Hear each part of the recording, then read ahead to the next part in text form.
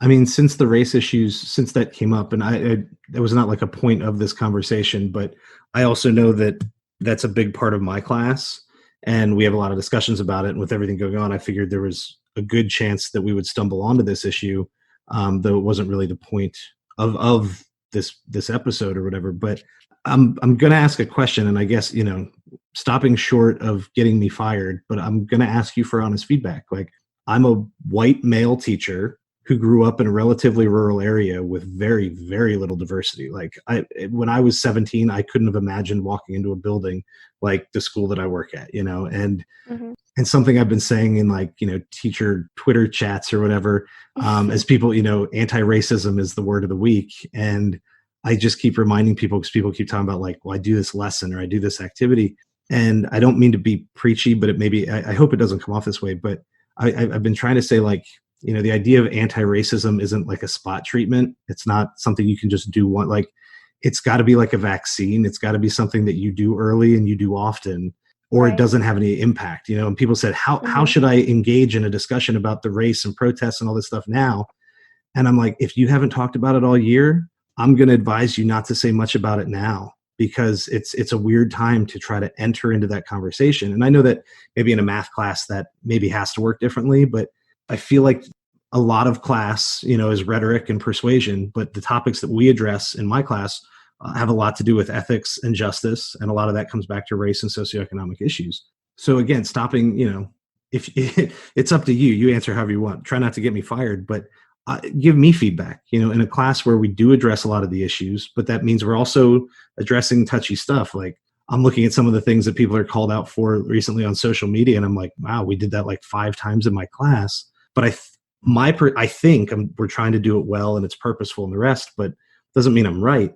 In regard to addressing social action or justice or race in schools, how does my class go? And you can be critical here, because I don't want to do this in the abstract. We need to kind of do stuff. Let's talk about a class we both know, what worked and what didn't. What should I do differently?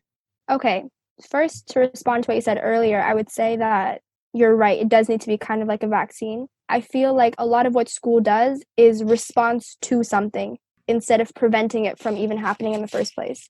So, for example, everything that's been happening in the media and everything, that could have been prevented had this always been a conversation, rather than wait for it to become a conversation and then send a PR statement to everyone after. I would say for your class, that was actually something I was thinking about a lot, because I have never had a class where we discussed race and racism and any social issues so much until I entered your class. And I would say that one thing I really liked about it was the push on discussion. I think it made everyone feel like they had a voice that needed to be heard. I would say maybe the structure of how you have the discussion, sometimes it's very obvious which way a class is thinking. Everyone kind of has the same thought, and it's just reiterated over and over and over. And there's not always enough representation of the other side, because sometimes we talk about racism. Oh yes, everyone agrees it's wrong. So if everyone agrees it's wrong, why does it exist in the first place? That's always the thing that we miss in class, because you ask us for our opinions, and of course no one's going to outright say oh yeah, racism is okay. But were it not okay, if everyone had that thought in the first place, it wouldn't be something we were constantly discussing and constantly facing, right? So I think there's always somebody, whoever it may be in a class, who has an opposing thought on whatever it may be, but perhaps they don't feel comfortable sharing it because they know that there's some sort of backlash, or they're going to be perceived differently by their classmates.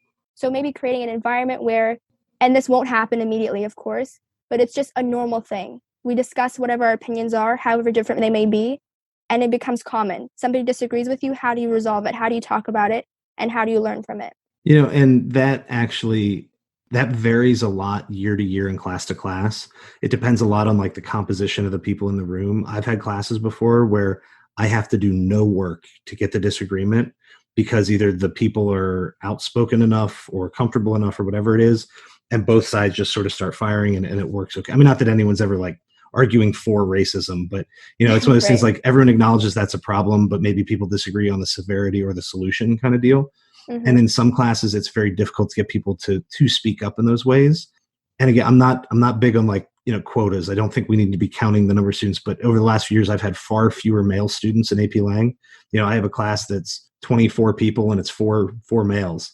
And while in a lot of ways that doesn't matter, when you address certain issues, it does. Like, you want different people with different perspectives and different experiences and all that. Right. And so and I say this in class a lot and I do it, but it's also a hard one to do, especially say with an issue like race, and maybe especially in the last couple of years when I think the discussion's gotten more pointed and maybe in many ways is more serious or more clear.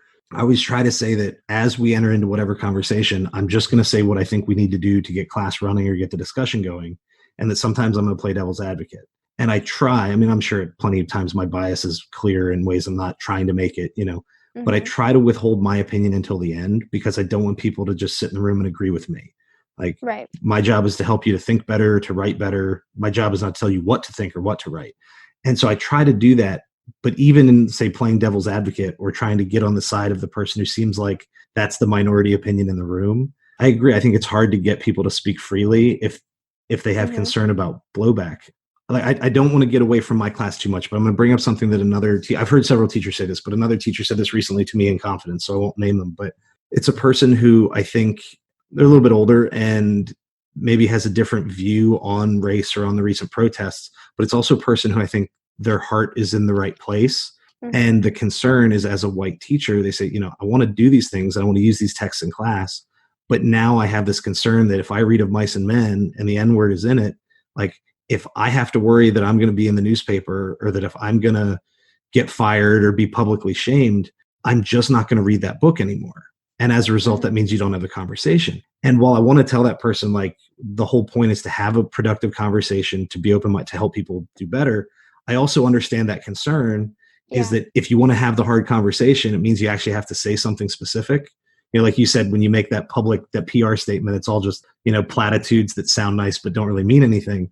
If you want to have the real conversation, you actually have to say something, but that potentially opens you up to criticism. And, so I don't mean to make a discussion about race in schools about white teachers, but I mean, the reality is most teachers are white in the country. And so if we want to make a big change, those people have to engage in these conversations. I want to say just do the right thing and have that conversation and make sure it's clear to your students the purpose and the goals. You're not doing it to check a box. You're doing it because you think it's important. You want to do this. But I also understand the teacher who says, I've got 6 years left to retirement and I'm not going to jeopardize my pension to read this book just to get yelled at. But in your mind, what's the right way to go about that? Like, I'm very direct. Like, we're reading Frederick Douglass. We're reading Mark Twain. We're reading Malcolm X. We're just going to do this. But that doesn't mean that's the right thing to do either. Like, what's the right balance? Should we just get better at having tough conversations? Or is there an appropriate balance? I mean, no one person's opinion can really represent everyone's opinion. So I'll just tell you what I think. And hey, real quick, sorry for cutting you off. I don't know if this changes your perception, but I agree. No one person should ever be responsible for speaking to all the other people. Like, that's why the idea of a president is stupid. You can't have one person who speaks for 320 million people. It's insane. I'm scheduled to talk to a former student who took AP Lang, and it's a black young woman who I think she's graduating or is about to graduate from Duke, like, very bright. She's doing great. She actually contacted me separate, not a podcast issue, and said, what do you think about the public statement? What do you think about what's going on? I want, and just because she knew we had these conversations in class. And so she and I are scheduled to talk about some of this in a few days. So to a certain extent, I don't want you to feel like what you're going to say becomes like the gospel and this is always the talk that I would reference for podcasts. Like, diverse opinions are good. So speak for yourself. Okay. You don't have to talk for anyone else. What do you think is the right way to do this? So for myself, what I've been seeing recently, like, a lot of what I've been seeing has been like, this person did this, and then they're like outed on social media. Everyone is like very angry about it. And I think that the anger itself is justified, yes, but all of it is coming from a place of blame. For example, like, based off of like students and stuff. This student said the N-word on their whatever social media platform. Somebody has evidence of it. It's posted on social media. There's millions of comments of students saying like, oh, this person needs to be rescinded from their college. This person should be kicked out of school, so on and so forth. After you do that, though, then what is the question? So I think that right now we're stuck in this mindset of, I want to blame this person. I want temporary relief for what racism has done to our country. But then after that temporary relief is gone, you look back and you realize that nothing has changed. That person's perception has not changed. Whether or not they think it's the right thing to do has not changed. So I think in terms of intent, that matters a lot. If you're in a classroom setting, I think that the discussion of race and racism should not be something so sensitive that we're quick to be angry at a teacher or a student or quick to blame somebody for what they've done. I think we have to switch our mentality to be, has this person done something wrong? Maybe, yes, right? How do we educate them so that they don't do the same thing again? Not how do we punish them now? And so that we feel this relief, like, oh, I have done something for this cause. Because in reality, we haven't done anything. I don't know. It's like a great Dewey quote I have somewhere up in my classroom, but failure is instructive. A thinking person learns quite as much from his failures as from his successes. And I think it's one of those things, like to your earlier point, that maybe the person who's in the minority on a tough issue just doesn't speak up, and it's why you don't want to put someone on the spot. Like, if you can't speak honestly, you're not going to learn from it.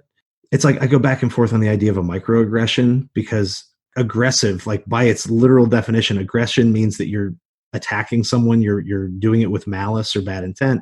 The idea of a microaggression is that there probably was no intent, that it was like the incidental stupid thing the person said. Regardless of how we label it, yes, that should be addressed. And yes, when people's biases, particularly negative biases, pop out, we should say something, like we should do something about it.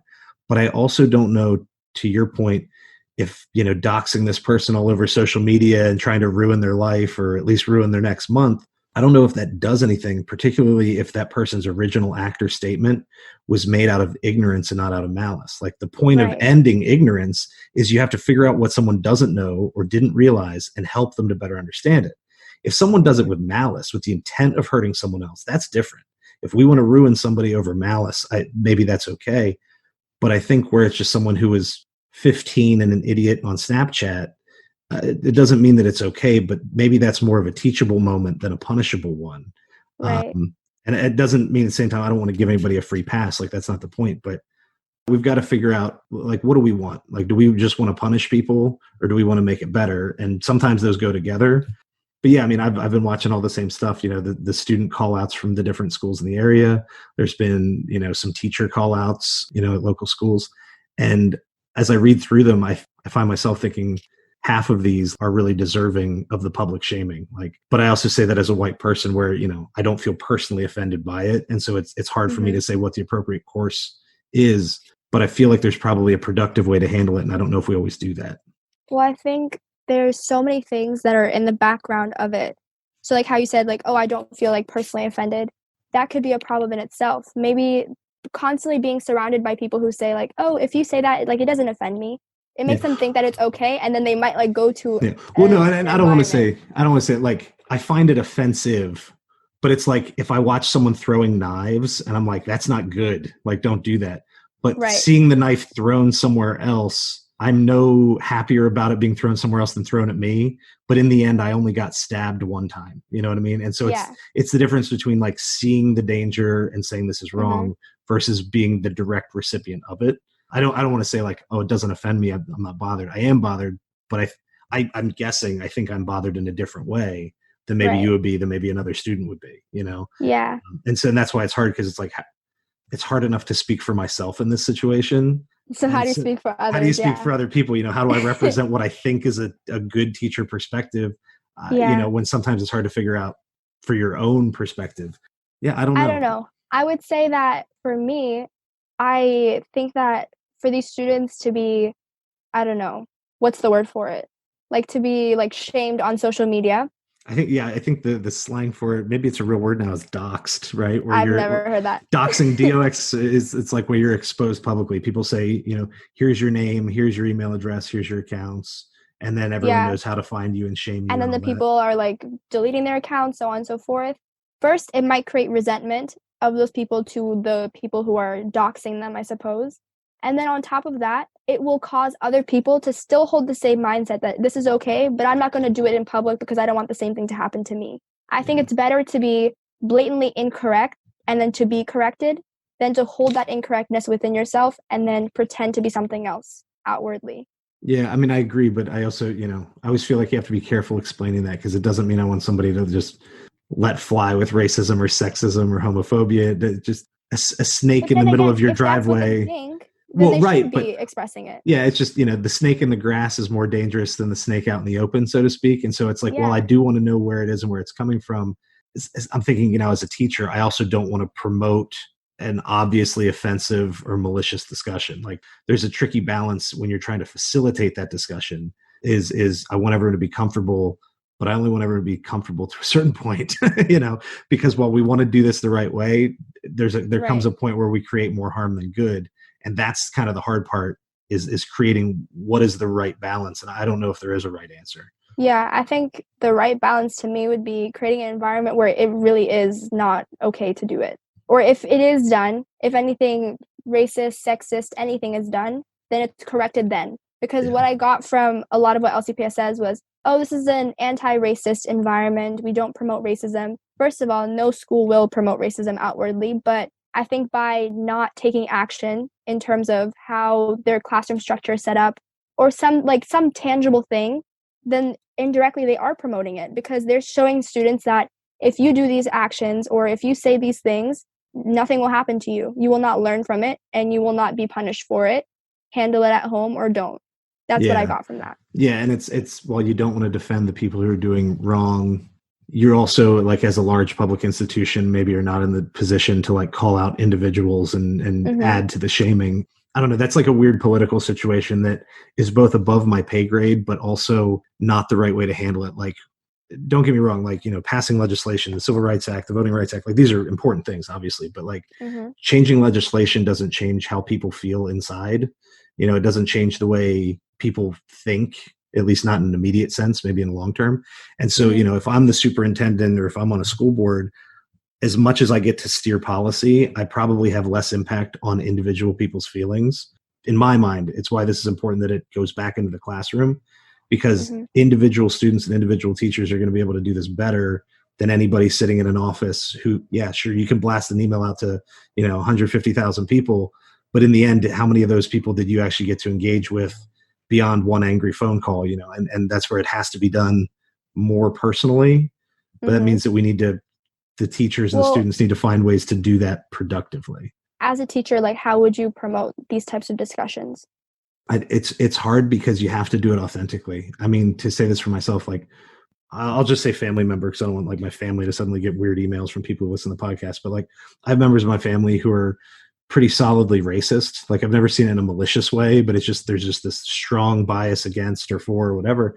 And so growing up, like, I sort of had the sense like that's wrong. But I couldn't put things into really good context because I went to a very white school. And like when I went to college at James Madison, I mean, it was still a predominantly white school, but I started taking anthropology classes on race and ethnicity and demographics. And I took some African-American literature courses. And I mean, my understanding of the world expanded significantly.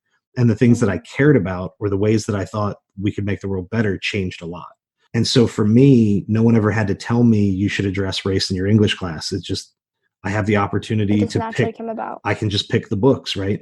And I say this all the time when we get some of the micromanagement from above, do this or teach this in your class. And I always say, it's fine, but we talk a lot about the word authenticity.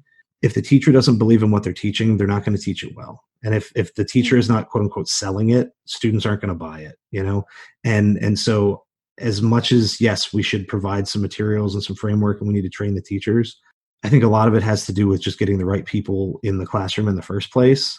And it's probably not a good answer, to be honest. I can't imagine taking a staff of a school and grab all the teachers and asking them to suddenly change their perspective, facilitate this discussion differently. And, and it's like, and hand them a new novel. Like, if we all read this, we'll have a better conversation. Like, I'm not saying we shouldn't try. I'm not saying that that's not a thing we do. I just don't know that you're going to get an authentic conversation that works. And I'm going to say this just referencing myself in my class. Like, I don't know. I know it doesn't always go well. And I know that not everyone loves the conversations that we have. So I don't want to make like a blanket statement, but I think one of the reasons that the conversations do work and that the books do work is because I try to be very clear and honest about the intent and why I think these things are important. And so I think it's also why sometimes we run into like a touchier subject. I think I get called out, or, I get the email from the parent or whatever less often than another teacher might, because I think the intent is clear. Like, I'm sincere and we're trying to do this well. And so if we ever stray into a place where it didn't go well, I have students who will talk to me quietly at the end of class and be like, hey, here's what just happened, or here's how that felt. Whereas if they thought I was less sincere, I think I'd be more likely to get an angry parent email, or I'd be sitting in the office talking to the principal. And for that reason, I think it's a hard balance. Like, I'm always trying to be cautious but honest, But for a person who doesn't have that sincere concern, I don't know if they're going to have the conversation well. I don't know. But the problem with that to me is you can't like teach sincerity to teachers. So if it depends class to class, then some students will be getting this wonderful education about any social issue and then others won't. And then this issue just continues. Yeah. Well, and that's why I say, like, I'm not saying that training isn't important, but we did a diversity training in the spring, and it was a nice attempt, but I didn't feel real great about it. And I know some of the other teachers, and now I'm thinking specifically a couple of the Black teachers in the building were very underwhelmed. Not that they thought it was terrible. They just didn't think it was very productive. And I tended to agree with them, but it's like, you got to do something, but what do you do? And that's why I think a big part of this is getting the right people into the classroom. Like, you're never going to be a teacher, but you would be a good one if you chose to be. And, I don't want to make anything about specifically like teacher pay or whatever, but you have to attract the right people to the profession. And so to a certain extent, I think the hiring process or how we get people into teacher education programs for the long term is important, because this isn't something we're probably going to change in the span of a year. And so if you want to make an institutional change, you have to change the structure of that institution. You need to get the right people in those positions. And so it's a bad answer, because it sounds like I'm punting. Like, it sounds like I'm like, oh, you just deal with it later. But like, you do what you can and you deal with it now. But I think if you're serious about it, you start making long-term decisions in staffing and things like that. Mm-hmm. Actually, it was right before, like an hour before the first email that LCPS sent, I emailed because I was like, what is going to do, like, to address this issue? And then like an hour later, the superintendent sent the email and he was like, oh, I don't know if you saw it. You can like check it out. And then if not, like, give me a call and we can talk about it. So then I emailed him back and I was like, yeah, I'd like to talk to you. And so for the past few days, I've just been brainstorming to myself, like, how do you really like impact these students within a classroom when there's these kinds of social issues? So I don't know. I've just been thinking to myself for the past few days, because I'm going to call him later today to talk about it. And I was thinking maybe like utilizing or utilizing counseling instead of just class to class. Because I was also thinking your class was like a high level English class for our year. So are academic students going to be getting the same level of discussion? I sure try, but the discussion goes differently with different kids in the room. Like, we do the stronger readers, or anyone can choose, but for some of the stuff that we would do, say in AP, I give them the option to read the Walter Dean Myers abridged version of the autobiography of Malcolm X. Anyone who wants to read the whole thing can, but it's much longer. So I give them the abridged, young adult version, or the narrative of Frederick Douglass. We do about half of the same race articles that you guys get. Things that are important to read or think about should be there for everyone. And the conversations sometimes are really, really good, but it does go very differently, and that's that's the same teacher working with some of the same materials. You swap out the kids in the room or the motivation or even just the reading levels, and it does go differently. And I don't want to speak for, my school, or, I'm not trying to speak for anyone else, but I will tell you that I think that our principal is taking this very seriously, because he did reach out in a department meeting earlier in the week and just sort of said, what do you guys think? You're the English department. You have more of these talks than most of the other classes. You read the books, you do whatever. And now I know he's probably referencing you, and said, I've had a few students reach out and, we're dissatisfied with certain statements and with whatever. It was the right thing, because it was a genuine question. I would love, and I don't mean this as criticism of him, I say this all the time in class, like, I think as far as administrators go, he's the best one I know. But he asked a very sincere question, is what should we say? What do we do? Because I feel like we need to say something, but I want to make sure, because he's also in this situation where he's got to make a little bit of a political decision here, and how a wide variety of parents and families react. Yeah. But the fact that there was this sincere consideration, and then sort of crowdsourcing, going to the staff and saying, what are your experiences? What should we say? I don't know. But I respect him for doing that, because I think sometimes people ask you a question and you know your answer. And sometimes people ask and you only know part of your answer. And there was the sincere follow through of talking with other teachers and faculty in the building, which is good. I don't know what the end result will be, but I think that's a big part of it, is you got to bring in those different perspectives. And so whatever you guys end up talking about, my guess, my expectation is that he's put in a bunch of thought, because I know that came up several days ago and it came up again today, and I mean, that's the minimum you can ask for, is that people take concerns seriously, and we can ask for a lot more than that, but the bare minimum is that you take it seriously and you actually engage with it. You don't brush it off. And I think we're at least starting to see that from more people. Yeah, I think all around, I was talking with some of my friends because I was like, what was it about this incident of police brutality that stimulated this much conversation across all platforms, within families, within like the news, just everywhere? Like, why was it this one that suddenly like everyone was like, we've had enough? Which I think is wonderful, because I've noticed the same thing. A lot of people are taking the time to learn more about the Black Lives Matter movement, learning more about racism, racial issues in America. But I don't even know the answer myself, like, why this one? Yeah, I don't know either. I was talking about that with someone this morning, actually. Like for me, the one, like, I'd had these concerns probably since, I don't know, 15 years ago, somewhere around the end of college. Like, I started to get serious about some of this, and I don't know, 5, 6 years ago, I don't remember. Eric Garner in New York for selling the loose cigarettes, and then he's on the ground. I can't breathe. That was, for me, that was the one where I was like, okay, there's no going back. And these were already, discussions we were having in class, but it was at that point, like, I made very purposeful, like, I now have a PowerPoint about race riots. Like, we have, and it's not so much, it's just, it's something that happens, and it happens so often that was the moment when I was like, we can't treat this like it's a unit to be done one time. Like, this has to be an ongoing thing.